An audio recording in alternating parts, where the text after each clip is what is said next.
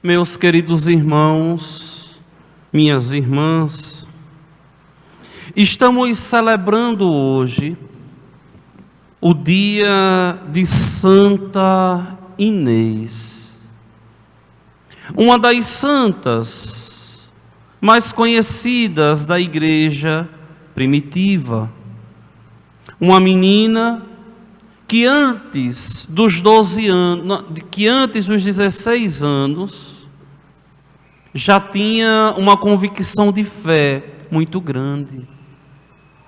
Temente a Deus, vivia a pureza todos os dias e consagrou a sua vida ao Senhor, o bom Deus. Esse dado aqui é tão bonito e é tão importante, porque está uma escassez muito grande nesse século 21 de jovens, de meninos e meninas que queiram se consagrar a Deus, que queiram se entregar totalmente a Deus, que queiram viver de verdade uma comunhão plena com Deus. Nós vemos quão poucos jovens querem de verdade se consagrar ao Senhor, o bom Deus. Eu não sei se vocês sabem, mas não me custa como padre catequizar e lembrar, para quem já sabe, mas existe uma categoria na igreja que está muito esquecida, por que não dizer que caiu no ostracismo, a categoria das virgens consagradas. Aquelas meninas que, abdicando de um esposo de uma família, tem por esposo Jesus Cristo. As virgens consagradas da igreja de Jesus Cristo. Existe um rito que quase ninguém consegue mais fazer hoje em dia nas paróquias, porque poucas meninas querem viver a pureza, querem viver a santidade de vida, querem de verdade se consagrar a Deus. E sempre foi uma riqueza muito grande da Igreja Católica, essa categoria das virgens consagradas, que abdicando de tudo, decidem consagrar a virgindade a Cristo, decidem de verdade ser totalmente de Cristo e ter o Senhor como esposo. Foi assim a vida de Santa Luzia, foi assim a vida de Santa Inês, que nós hoje celebramos, e foi assim a vida de tantas e tantas virgens que guardaram a castidade, a pureza, a santidade em nome de Cristo. Meus queridos irmãos e minhas irmãs, a santidade de vida não é algo alucinante, não é coisa de gente doida, não. A santidade de vida é coisa de quem tem fé. Eu tenho uma amiga que eu conheci em São Paulo, que abandonou tudo para se consagrar a Deus. Uma das mulheres mais bonitas que eu já vi na minha vida. E contra a vontade de todo mundo, deixou tudo e se consagrou a Deus. Por incrível que pareça, a mãe dela, muito católica, quando soube que a filha ia deixar uma vida promissora para ser de Deus, se revoltou. Por quê?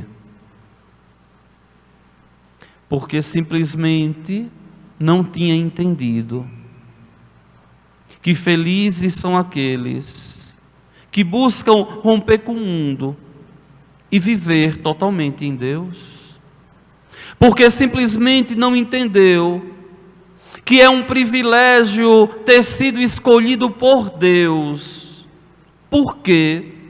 Porque não somos nós que nos escolhemos, mas é Cristo que escolhe aqueles que Ele quis.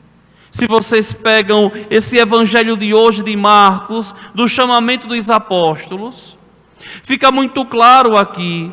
Jesus sobe o monte, vai rezar. Sempre que ele subia ao monte, ele rezava e estava sós com o Pai, na força do Espírito Santo. E ali Marcos nos diz que ele chamou os que ele quis. Ele escolheu quem ele quis. Para quê? Para estar com ele. Estar com Deus, permanecer com Deus, é um privilégio para aqueles que são chamados, mas também é uma vida de uma grande dificuldade, a entrega constante, diária a Deus.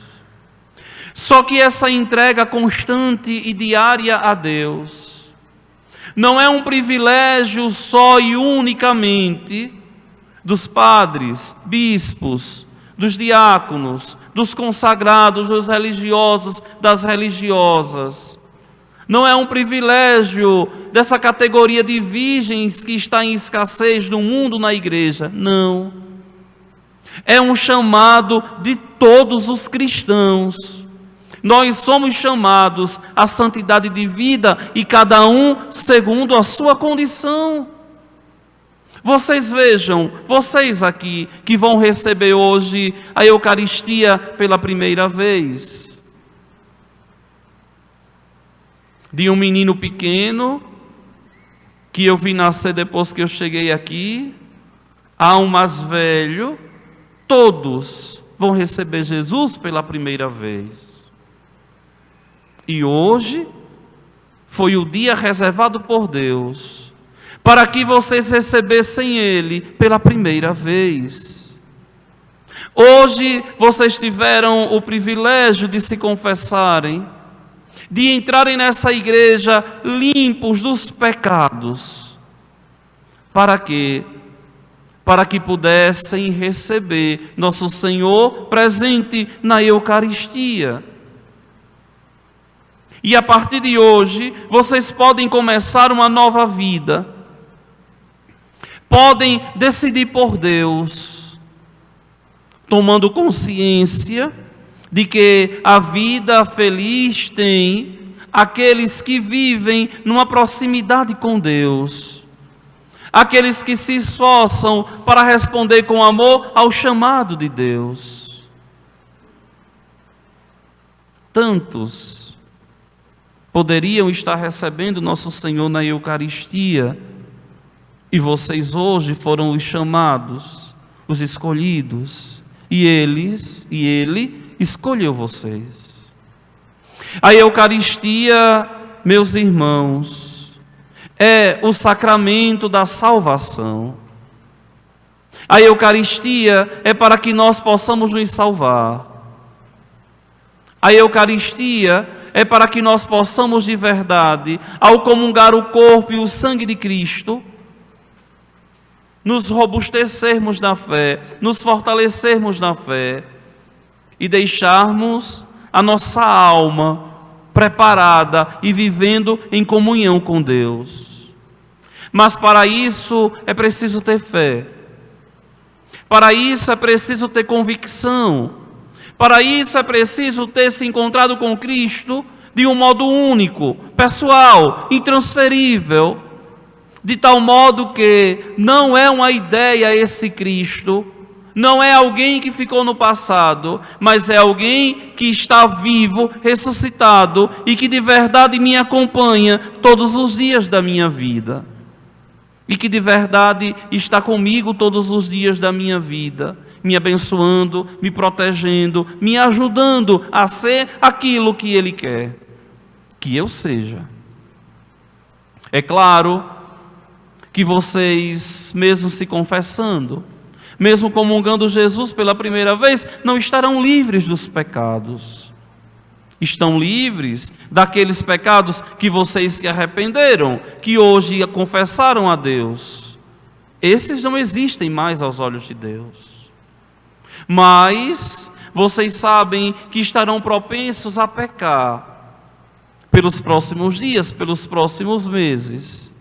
E é preciso que vocês aprendam que o ato penitencial da missa serve justamente para que nós possamos pedir a Deus perdão dos pecados veniais, esses pecados do dia a dia, esses pecados leves, esses pecados simples, que nos afastam de Deus, mas não quebram a comunhão com Deus.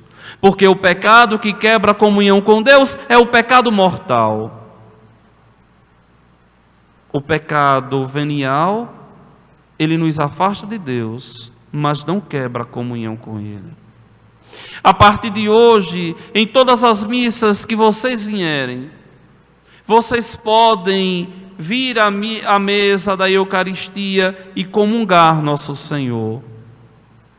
É preciso simplesmente tomar consciência, aceitar o corpo e o sangue de Cristo como o penhor da salvação, analisar a consciência e, se não estiver em pecado mortal, comungar Nosso Senhor.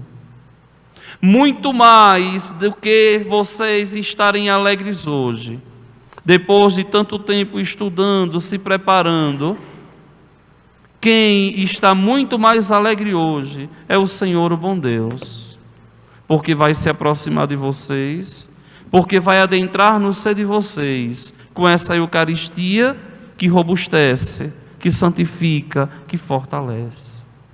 Que Deus nosso Senhor possa abençoá-los, que Deus nosso Senhor possa protegê-los. Só que eu peço a vocês assim, se esforcem para receber a Eucaristia todos os domingos. Que não seja só uma Eucaristia uma vez perdida, mas que seja o alimento semanal para um crescimento na fé e para cada vez mais uma intimidade com o Senhor, o bom Deus. Vocês vão agora receber as velas. Vão acender essas velas nesse círio pascal que está aqui e vão professar a fé e vão renunciar a Satanás. Primeiro vocês vão dizer 3 vezes renuncio, levantando a vela, e depois vão dizer 3 vezes creio, levantando a vela também. Vamos todos ficar de pé.